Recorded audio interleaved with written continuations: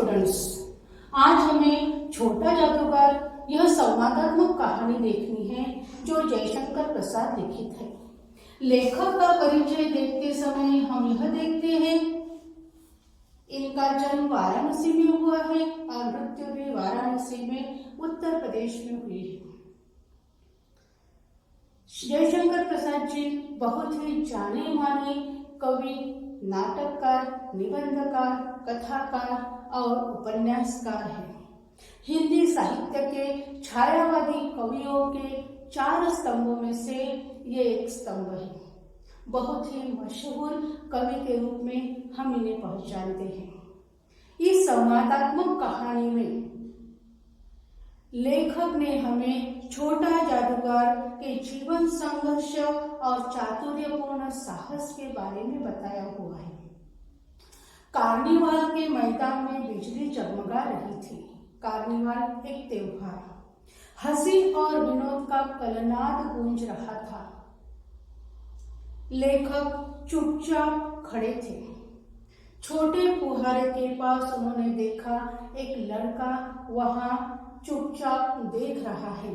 उसके गले में फटे कुर्ते के ऊपर मोटी सूत की रस्सी पड़ी है और जेब में ताश के कुछ पत्ते हैं। उसके मुंह पर विषाद के साथ धैर्य की रेखा थी। मैं न जाने क्यों, मैं यहाँ इसका अर्थ है लेखक, न जाने क्यों लेखक उसकी ओर आकर्षित हुई। लेखक ने कहा उसके अभाव में भी संपूर्णता थी। मैंने पूछा क्यों जी, तुमने इसमें क्या देखा है? मैंने सब कुछ देखा है। यहाँ चूड़ी फेंकते हैं, खिलौने पर निशाना लगाते हैं, तीर से नंबर छेदते हैं, पर मुझे खिलौने पर निशाना लगाना अच्छा मालूम होता है। जादूगर तो बिल्कुल निकम्मा है। उससे अच्छे ताश के पत्ते का खेल तो मैं दिखा सकता हूँ, टिकट लगता है। तो मैंने कहा तो चलो, मैं तुमको वहां पर ले चलूं, और मन ही मन कहा आज के तुम ही मित्र हैं।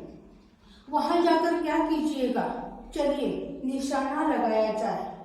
लेखक भी सहमत हो गए और उन्होंने कहा तो फिर चलिए पहले शरबत पी लिया जाए।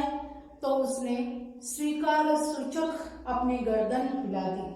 मनुष्य की भीड़ में जाड़े की संध्या वहां गर्म हो रही थी। लेखक और वह छोटा लड़का शरबत पीकर निशाना लगाने लगे। रास्ते में लेखक ने पूछा तुम्हारे और कौन कौन है? माँ और बाबूजी। उन्होंने तुमको यहाँ आने से मना नहीं किया? उसने कहा बाबूजी जेल में हैं। क्यों? देश के लिए। और तुम्हारी माँ? वह बीमार है और तुम तमाशा देख रहे हो। ऐसा पूछते ही उसके मुंह से तिरस्कार की हंसी फूट पड़ी। उसने कहा तमाशा देखने नहीं, दिखाने निकला हूँ। कुछ पैसे ले जाऊंगा तो माँ को पथ्य दूंगा। यहाँ पथ्य का अर्थ है पथ्य देना, दवाई देना। मैं माँ को कुछ पथ्य दूंगा। मुझे आपने शरबत पिलाकर, मेरा शरबत पिलाने के बजाय अगर मेरा खेल देख लिया होता तो मुझे अधिक प्रसन्नता होती। मैं उसे आश्चर्य से देख रहा था।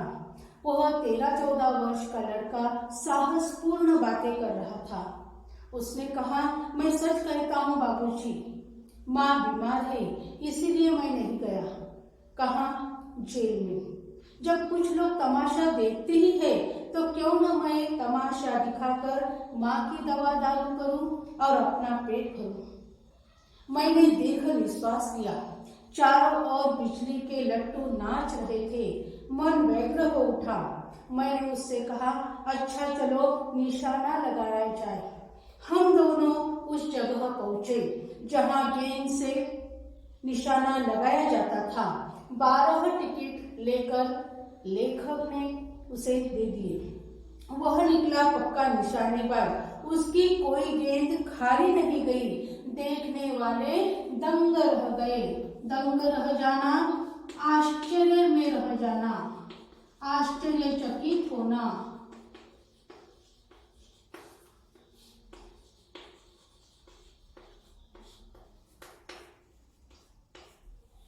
उसका निशाना देखकर लोग दंग रह गए। उसने 12 खिलौने बटोर लिए, लेकिन उठाता कैसे? मेरे रुमाल में कुछ बंधे और कुछ उसने जेब में रख लिए। लड़के ने कहा, बाबूजी, मैं आपको तमाशा दिखाऊंगा, बाहर आइए, मैं चलता हूँ। और वो 9 तो 11 हो गया, मतलब वहां से भाग गया।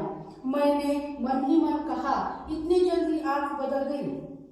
मैं घूमकर पान की दुकान पर आ गया।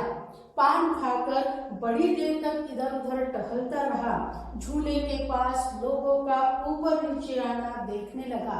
अकस्मात ही ऊपर के हिंडोले से किसी ने आवाज दी, बाबूजी। मैंने पूछा, कौन? मैं हूँ छोटा जादूगर। कोलकाता के सुरम्य बॉटनिकल उद्यान में लाल कमलिनी से भरी हुई छोटी मनोहर झील के किनारे घने वृक्ष की छाया में अपनी मंडली के साथ बैठा मैं जलपान कर रहा था। बातें हो रही थी। उतने में ही मुझे छोटा जादूगर दिखाई दिया। हाथ में 4 खाने का खादी का झोला, साफ जंघिया और आधी बाह का कुर्ता वो पहने हुए था। सिर पर मेरा रुमाल सूत की रस्सी से बंधा हुआ था। मस्तानी चाल में वो चलता हुआ आया और कहने लगा, बाबूजी नमस्ते, कहिए तो आज खेल दिखाओ। तो लेखक ने कहा, नहीं जी, अभी हम लोग जलपान कर रहे हैं, फिर इसके बाद क्या गाना बजाना होगा बाबूजी? नहीं जी, तुमको। क्रोध से मैं कुछ कहने ही जा रहा था तो श्रीमती ने कहा, दिखाओ जी, आप अच्छे आए, भला कुछ मन तो बहले। मैं चुप हो गया, क्योंकि श्रीमती के वाणी में माँ की सी मिठास थी, जिसके सामने किसी लड़के को रोका नहीं जा सकता था। खेल आरंभ हुआ। उस दिन कार्निवाल में जितने उसने खिलौने जीत लिए थे, वही सब खिलौने वहां थे। भालू मनाने लगा, बिल्ली रूठने लगी, बंदर भुड़कने लगा, गुड़िया का ब्याह हुआ और जो बुड्ढा वर था वह सयाना निकला। सब लड़के की वाचालता से ही अभिनय हो रहा था। सुनने वाले हंसते हंसते लोटपोट हो गए। मैंने सोचा, बालक को आवश्यकता ने कितने जल्दी चतुर बना दिया। यही तो संसार है। ताश के सब पत्ते लाल हो जाते थे, फिर काले हो जाते थे। गले में पड़ी हुई सूत की रस्सी यह टुकड़े टुकड़े होकर जुट जाती थी। लट्टू अपने आप नाचने लगते थे। मैंने कहा, अब हो चुका, अपना खेल बटोर लो, हम भी यहाँ से जाएंगे। श्रीमती जी ने धीरे से उसे 1 रुपया दे दिया। वह उछल उठा। तब मैंने कहा, लड़के? तो तुरंत उसने कहा, छोटा जादूगर कहिए, यही मेरी जीविका है। मैं कुछ बोलना ही चाहता था कि श्रीमती ने उससे कहा, अच्छा, तुम इस 1 रुपये का क्या करोगे? पहले तो भरपेट मिठाई खाऊंगा और एक सूती कंबल लूंगा। मेरा क्रोध अब लौट आया। मैं अपने ऊपर ही क्रोधित हो उठा और सोचने लगा, ओह, मैं कितना स्वार्थी हूँ। उसके 1 रुपये पाने पर मैं ईर्ष्या करने लगा था। वह नमस्कार करके चला गया और हम लोग लता कुंज देखने में व्यस्त हो गए। उस छोटे से बनावटी जंगल में संध्या साय साय करने लगी। अस्त चलगामी सूर्य की अंतिम किरणें वृक्ष की पत्तियों से विदाई ले रही थी। एक शांत वातावरण था। हमारी मोटर धीरे धीरे हावड़ा की ओर बढ़ रही थी। मुझे रह रह कर छोटे जादूगर का स्मरण होता था। सचमुच वह झोपड़ी के पास कंबल कंधे पर लादे हुए खड़ा था। मैंने मोटर रोककर उससे पूछा, तुम यहाँ कहाँ? मेरी माँ नहीं है, अस्पताल वालों ने उन्हें अस्पताल से निकाल दिया है। मैं उतर गया। झोपड़ी में देखा, एक स्त्री चिथड़ों से लदी हुई कांप रही थी। छोटे जादूगर ने उसके ऊपर कंबल डाला और चिमटते हुए माँ कहा। मेरी आंखों में आंसू आ गए। बड़े दिन की छुट्टी बीत चली थी। मुझे अपने ऑफिस के समय में ही पहुंचना था।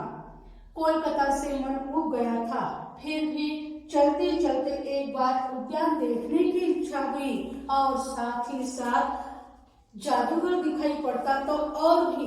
मैं उस दिन अकेले ही चल पड़ा। रास्ते जल्दी ही लौटना था।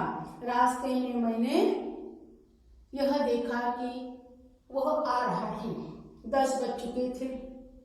निर्मल धूप में सड़क के किनारे कपड़े पर छोटे जादूगर का रंगमंच सजा था। मैं मोटर से उतर पड़ा।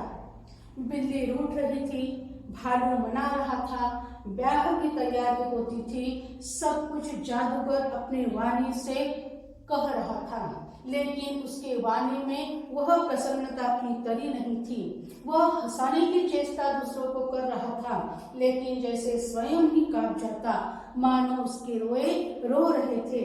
मैंने आश्चर्य से उसकी ओर देखा और खेर हो जाने पर जब वो पैसा बटोरने लगा तो उसने मुझे भीड़ में देखा और एक क्षण के लिए जैसे वह स्फूर्तिमान हो गया।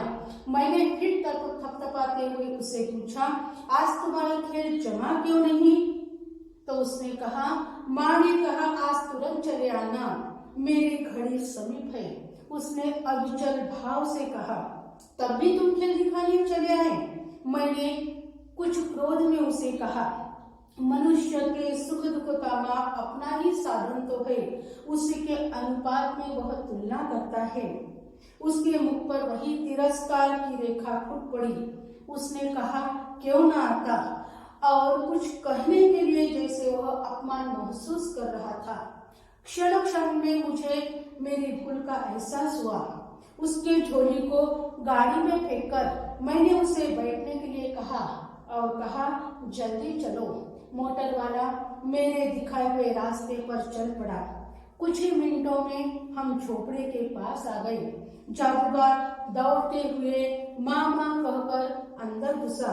मैं पीछे था, किंतु स्त्री के मुंह से बे निकल कर रह गया। उसके दुर्बल हाथ उठकर गिर गए।